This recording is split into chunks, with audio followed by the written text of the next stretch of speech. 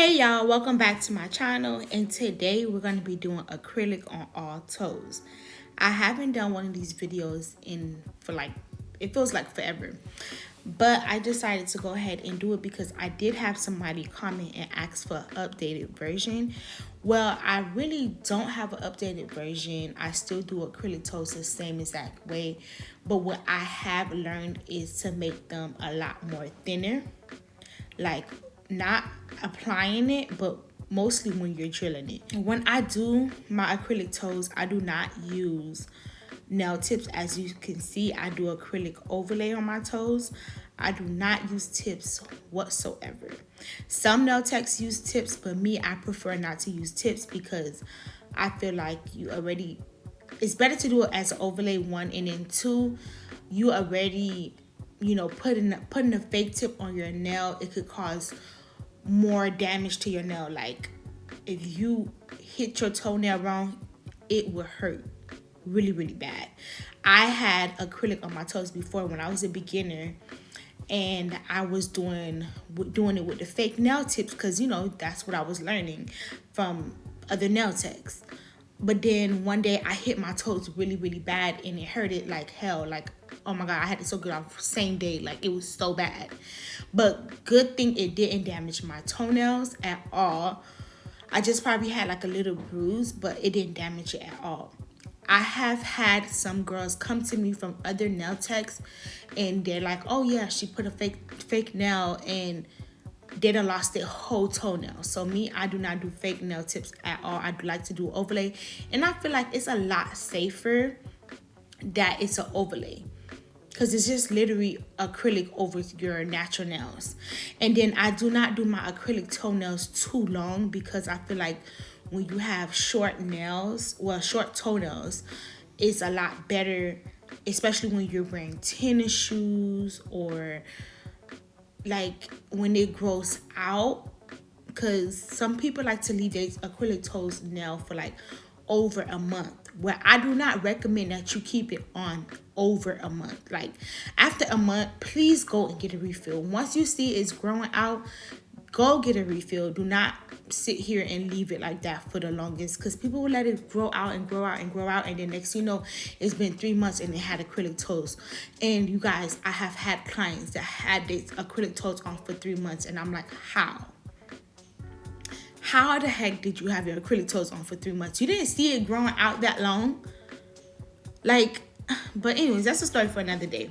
Like I was saying, yes, I do overlays, and I make sure it's pretty short so that way when they do grow out, it's not uncomfortable where you can't wear your shoes right and stuff like that, or you feel like you have to clip it off yourself.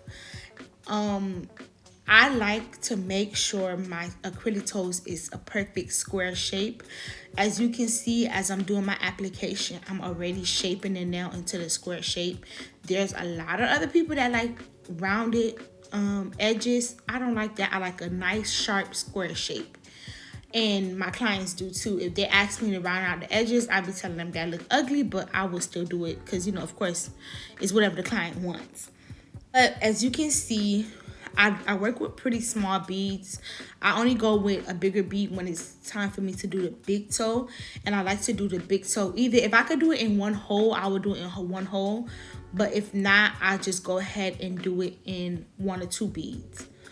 As you can see, I'm going to keep on shaping the acrylic. And another thing, you guys, when I do my acrylic toes, I like to pour acetone into my monomer so that way my acrylic is not so runny and my beads dry faster.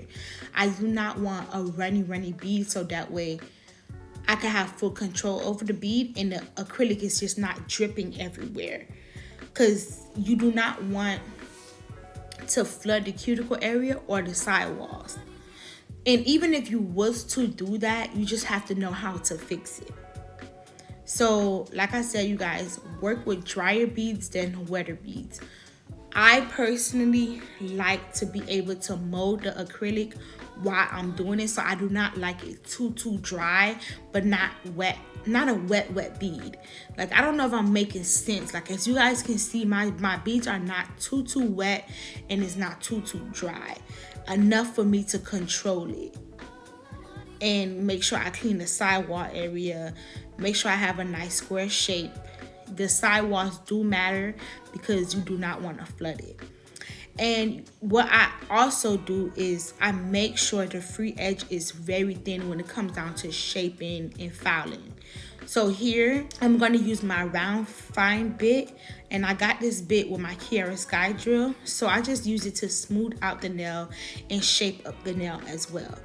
But you're going to see me go in with my other fine bit and my sanding band just to make sure that my nails are very thin. Once you do the application, it's gonna look thicker because again, you're building the nail. But once it's time for you to drill the nail, it's not gonna look so thick at all. Trust me. When you're drilling it, just make sure you're drilling it not where it's gonna, not so super thin where it's going to break once your client leave, but thin enough where it's gonna look more natural. And like I told you guys on like my last acrylic toe video, I said I wanted to try to do polygel toes. I still want to offer polygel toes, but I feel like I have to perfect it first. I do not want to add on a service to my clients that I do not fully know how to do. Of course, I know how to do acrylic toes, and you know, it's pretty similar, but I want to perfect the polygel. Like, I do not want to apply it and then my clients is coming back to me a week later, they're coming off. I just want to make sure I perfect it first on myself and maybe on my family members and friends, and then I will probably start offering it as a service. So I do, you guys, I do want to try polygel on toes. I really do. So I might try to get that pushed out, like, you know, try it out, because I do have polygel, but I probably would try it out sometime next week. I don't know. I just have to push myself, you guys. No, I probably after Valentine's Day, because I'm not even gonna lie, I know I'm gonna be super busy before Valentine's. So probably after Valentine, I will actually try to practice my polygel application, because polygel is something totally different. When I tell you, that's a different breed right there. I tried it on nails and I felt like it was horrible. I did not like it. So what I'm going to be using here is my 80/80 grit nail file.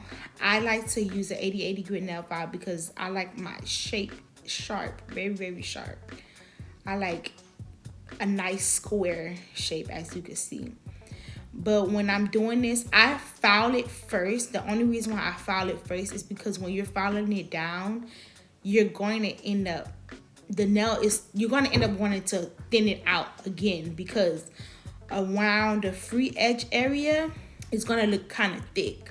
So I'm just going to go ahead and file it first, and then I'm going to go around the free edge area with my skinnier fine bit, because the round bit was really thick. It's really too thick to go underneath the nail. So you want to use a bit that you can go underneath the nail perfectly fine with, where you're not going to hurt your client, but you could really move around underneath the free edge with no problem. So like you can see, I make sure my shape is sharp. I really spend a lot of time on shaping the nail because I feel like that's the most important thing.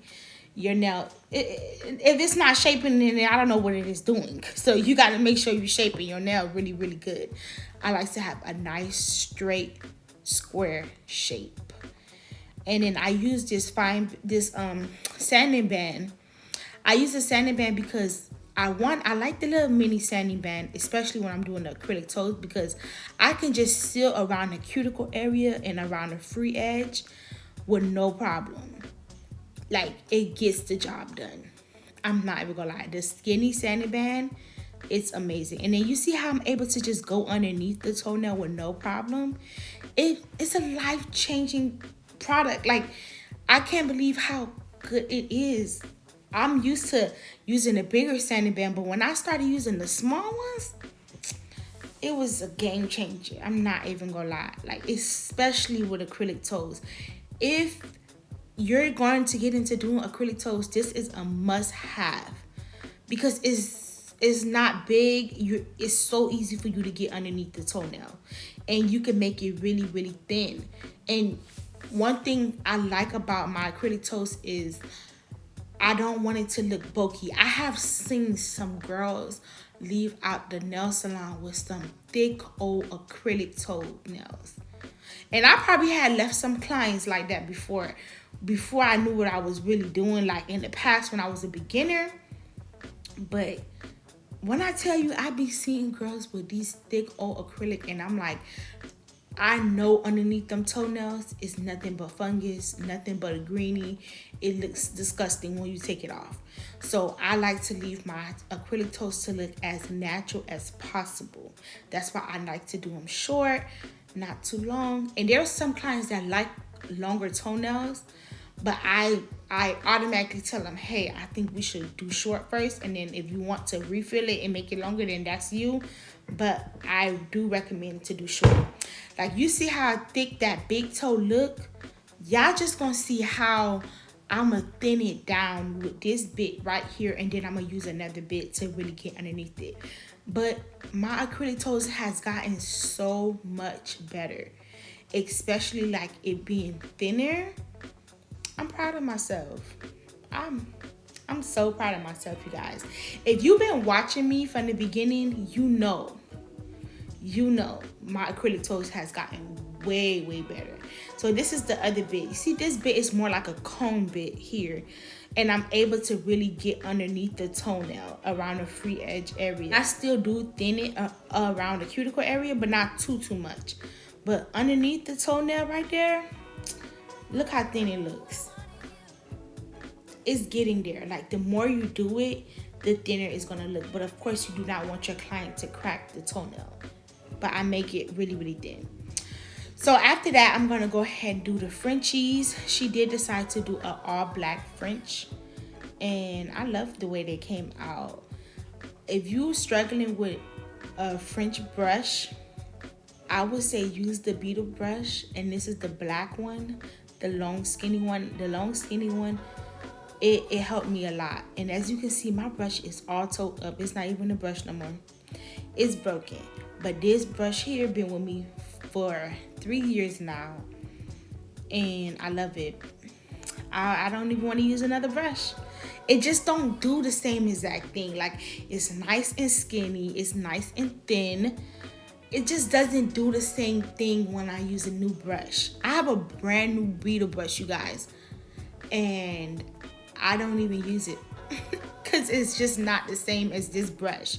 Like, this brush knows me. We have a relationship. Like, as you can see, my brush look like it's bending. It's already curving into the French on its own. It's making its own French. So it's like me and this brush been through a lot, okay? And I'm so afraid to get rid of it because I don't know. I feel like if I use another brush, or when I do use another brush, my French doesn't hit the way it hits when I use this brush. So I kind of feel like this brush be mad. So the other brush don't even be working. This my brush, this my baby. I don't know. I'm gonna just be rocking with it for a little minute. Yeah, you guys, I did. Oh, another thing. Before I dry my French, I like to put a matte top coat, so that way it's smooth and easy to apply the French. And it's gonna get you the perfect French every single time. And even if you do mess up, all you have to do is take a little alcohol, clean it up, and it's gonna be so easy to clean off. And it's not gonna like show the little streaks of the gel polish. It's gonna be so easy to come off. That's why I love using a matte top coat first. Y'all comment down below and let me know, do you like when your French nails is thicker or thinner? I don't know. I just love French toes, so I don't mind doing it thick or thinner. I just love the way it looks, especially on toes. I feel like I'm a little over the phase of the French on nails. It doesn't really matter. I don't too much care for French nails. But I really love French toes. I feel like they're very pretty, especially white. I don't know. I don't think I would ever do black on myself, but I have definitely did white plenty of times on myself. with like a nice nude base or a nice pink base is pretty as well. But comment down below, let me know, how do you like your French nails? Thinner, thicker? Do you like prefer a pink base, a clear base, a nude base? I like it all. I'm not even gonna lie, I always switch it up. And I told myself 2024 I will be doing different things on my toes where I will try different colors. I was only doing white toes for a long time, for years. Now I want to try doing different things, so I started doing French. I did Christmas time, I did baby blue. I'm just trying to do different things because I'm a nail tech and I have plenty of gel polishes and acrylics that is like, why am I not doing my own toes and trying all these different colors?